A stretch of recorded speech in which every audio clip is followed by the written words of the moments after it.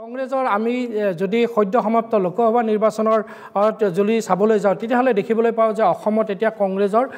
কিছু শক্তি বৃদ্ধি পাইছে কংগ্ৰেছৰ কিছু তেওঁলোকৰ ভোটৰ শ্বেয়াৰটো তেওঁলোকৰ কিছু বৃদ্ধি পাইছে বিগত নিৰ্বাচনসমূহৰ তুলনাত বিশেষকৈ 2016 চনৰ নিৰ্বাচনৰ পৰৱৰ্তী সময়ছোৱাৰ নিৰ্বাচনসমূহত কংগ্ৰেছে যি ধৰণে ফলাফল দেখুৱাইছে তাতকৈ এইবাৰ কংগ্ৰেছৰ কিছু উত্থান হৈছে এই দিশটো আমি দেখিবলৈ পাইছোঁ আৰু যদি আমি চাবলৈ যাওঁ তেতিয়াহ'লে সদ্য সমাপ্ত লোকসভা নিৰ্বাচনত ভোটৰ যিটো শ্বেয়াৰ ভোটৰ লাভৰ যিটো হাৰ সেইটো কিন্তু বিজেপিতকৈ শাসকীয় বিজেপিতকৈ কংগ্ৰেছৰ যথেষ্ট বেছি প্ৰায় 0.05% কংগ্ৰেছে বেছি ভোট লাভ কৰিছে বিজেপিতকৈ এইটো এটা কংগ্ৰেছৰ বাবে নিশ্চয় এটা ভাল খবৰ যে তেওঁলোকৰ ভোটৰ হাৰটো বৃদ্ধি পাইছে বিজেপিয়ে প্ৰায় 37.43% ভোট লাভ কৰিছে সদ্য সমাপ্ত লোকসভা নিৰ্বাচনত অসমত আৰু তাৰ বিপৰীতে কংগ্ৰেছে লাভ কৰিছে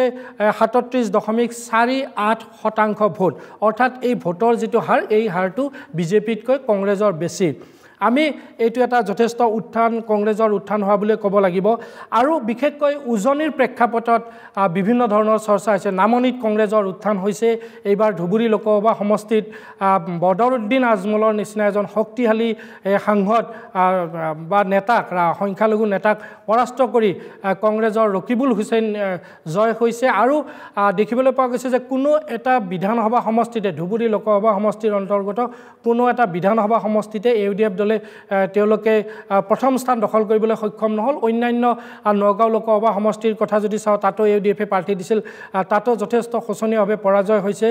কৰিমগঞ্জত ইউডিএফ দলে প্ৰাৰ্থী দিছিল তাতো তেওঁলোক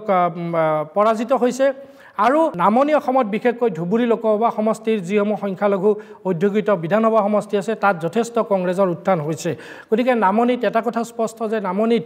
পূৰ্বতে যিসমূহ ইউডিএফৰ দখলত যিসমূহ সমষ্টি আছিল সেই সমষ্টিসমূহ এতিয়া তাৰ ভোটাৰসকল বা সংখ্যালঘু ভোটাৰসকল কংগ্ৰেছৰ দিশে পুনৰ ঘূৰি আহিছে উভতি আহিছে এটা সময়ত কংগ্ৰেছে সংখ্যালঘু ভোটাৰসকলক ভোট বেংক হিচাপে ব্যৱহাৰ কৰিছিল আৰু তাৰ পিছত কংগ্ৰেছৰ পৰা কিছু সংখ্যালঘু ভোটাৰ আঁতৰি গৈ ইউডিএফ দলক তেওঁলোকে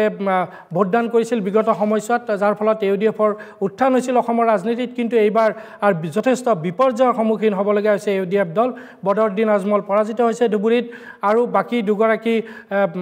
যি প্ৰাৰ্থী আছিল নগাঁৱত শক্তিশালী প্ৰাৰ্থী ঢিঙৰ বিধায়ক আমিনুল ইছলাম তেওঁ পৰাজিত হৈছে গতিকে ইউডিএফ এই মুহূৰ্তত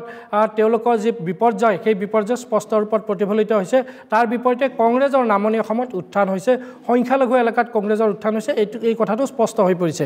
কিন্তু বিশেষকৈ যদি আমি চাবলৈ যাওঁ যে দিছপুৰত যদি সেই চৰকাৰ পথ পৰিৱৰ্তন হ'বলৈ হয় যদি দিছপুৰত চৰকাৰ সলনি হ'বলৈ হ'লে তেতিয়াহ'লে কিন্তু উজনিৰ যথেষ্ট এটা গুৰুত্ব বহন কৰে উজনিৰ সমষ্টিসমূহত কি ধৰণৰ ফলাফল হ'ব তাৰ ওপৰতে যথেষ্ট কথা নিৰ্ভৰ কৰে বিশেষকৈ আমি এই মুহূৰ্তত যদি চাবলৈ যাওঁ যে উজনিত প্ৰায় 42টা বিধানসভা সমষ্টিৰ কথা আমি ক'ব লাগিব এই 42টা বিধানসভা সমষ্টিত কি ধৰণৰ ফলাফল দেখুৱাব পাৰে বা তাত কি ধৰণৰ ফলাফল হয় তাৰ ওপৰতে কিন্তু দিছপুৰ কোনে দখল কৰিব কোনে শাসন কৰিব দিছপুৰত সেই কথাটো যথেষ্ট নিৰ্ভৰ কৰিব